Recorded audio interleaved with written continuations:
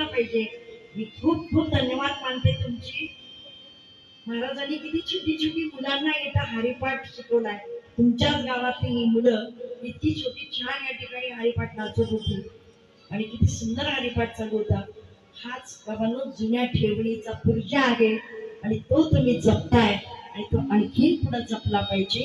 हेच तर आमच्या संतांची अपेक्षा होती. म्हणून जुन्या ठेवणीचा तुम्ही पुर्जा काढा. त्यांच्या योगे मी बोलेन गडगडा. जनार्दनी धरा बळकट मेडा. इथं मात्र मेघ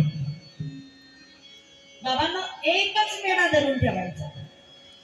आश्चंद्रे मुंद्रे मसई मरई नरसुबा दिरोबा खंडोबा सटवई इकडं पाहायचं नाही.